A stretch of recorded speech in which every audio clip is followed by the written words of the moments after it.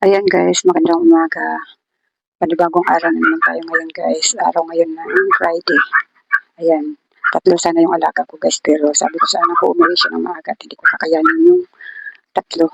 Ayan, kumain ako kanina ng pandesal guys. Hindi ako nagsasalita kasi may nagpapamusic dito sa kapitbahay namin. Tapos pandesal yung kinain ko. Nagpalaman ako ng itlog pero wala akong kape. Kasi nga yung huling nagkape ako ay matake yung aking acidic kaya hindi na ako nagkape, nagtubig na lang ako. Tapos kanina guys, pinagluto ko kanina ng scrambled egg yung aking alaga. Tapos ayun, hatid ko na dun sa bahay nila. Ngayon naman ay liligo muna ako habang wala pa yung aking tunay na alaga. Maaga ang ligo ko ngayon guys. Ayan guys, tapos na ako maligo. Andito na pati yung aking alaga. Ngayon guys ay nagtitiklop muna tayo ng ating mga tiklopin kasi marami na akong tiklopin doon. Tiklop-tiklop muna tayo.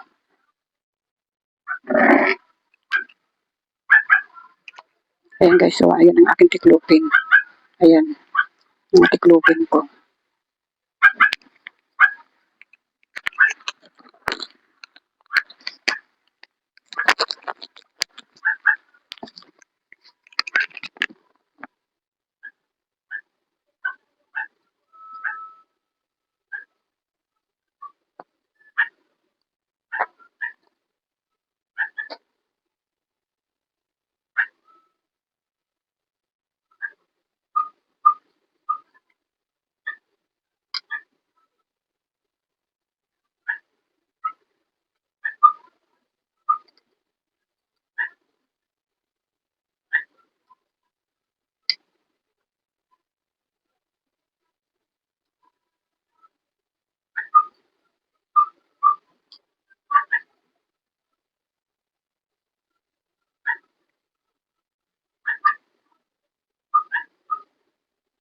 Ken, hindi bang sinampay mo dito mo isampay kasi pangkalo ko sa init.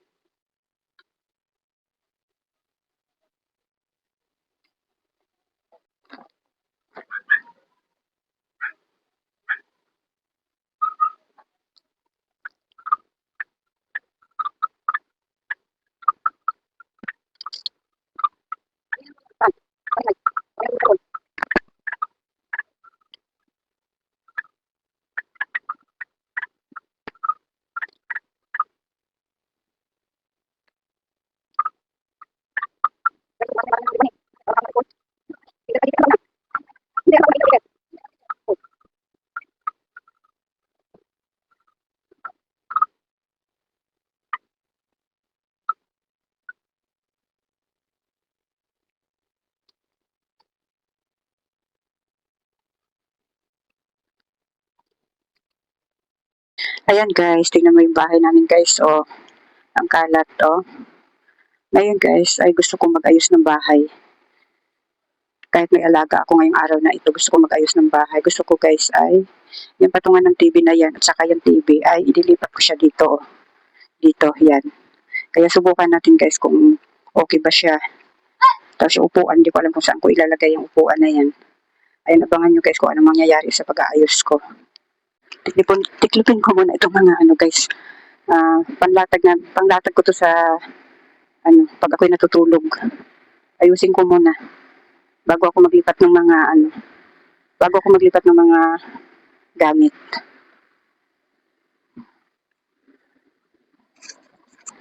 Okay! Sabi ko sa'yo, uso ka lang dyan ah! Hindi pa kasi oras ng labas ng aking alaga guys, pero hinayaan ko siya dyan lang sa tapat namin. Hindi pa oras ng gala niya. Pero sinusubukan niyang lumayo. Pero pag tinatawag ko siya, nabalik siya. Pero nandun lang siya sa tapat ng namin. Sa tapat ng bahay. Okay na! Okay! Okay na! Ikaw? Sabi ko sa'yo, mamaya pang gala mo.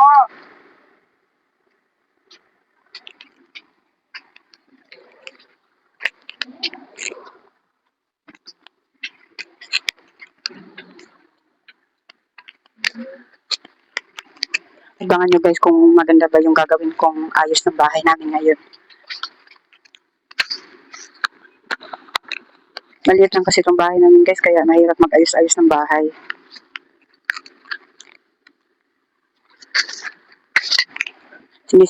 Sinisipag lang akong mag-ayos guys. Kaya mag-ayos-ayos tayo.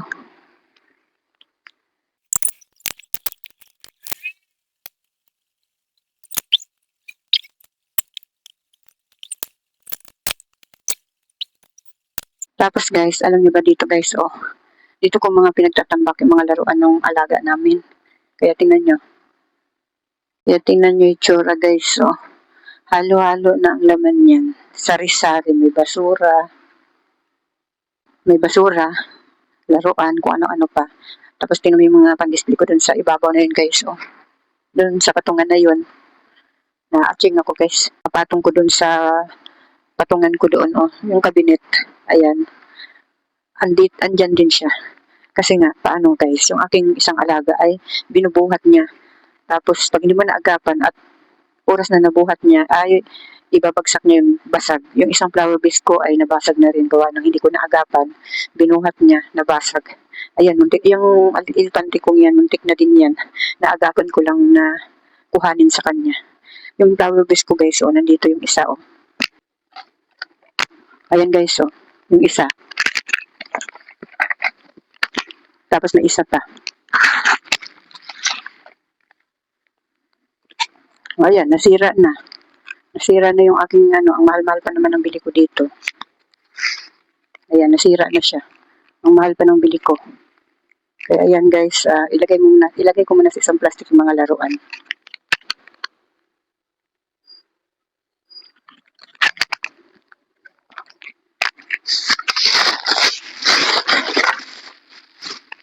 Dahil mag-aalas 4 na guys, sinayaan ko na magpagala-gala yung aking alaga doon. Nakakaawa naman. Nakikita yung mga kalaro niya. Kaya hinayaan ko na lang siya. Bakit? Bakit? Ayan, may tuwalya. Ay naku guys, pag may alaga talaga kami guys, ganito yung tsura ng bahay namin. Kaya pasensyahan nyo na guys. Tapos pag naglilinis ako ng isang araw, kinabukasan, makalat na naman siya.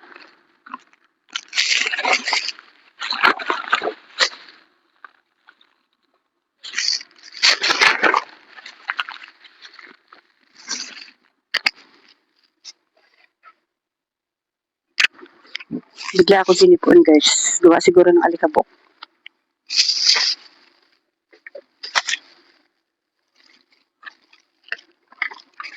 Kailangan na talagang linisin guys. Tingnan mo, grabe na yung mga laman dito sa gilid. Grabe na, sari-sari na, oh. Pwede nang tirahan ng ahas.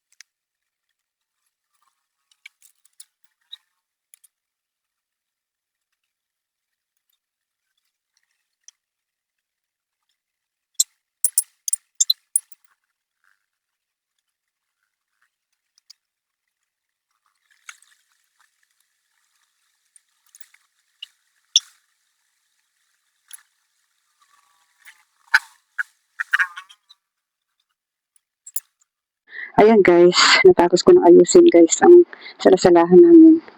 Natapos ko nang ipaglilipat yung gamit namin. Yung patungan ng TV. Natapos ko nang ilipat dyan. Nagagandahan naman ako guys. Ayos naman yung aking ginawa.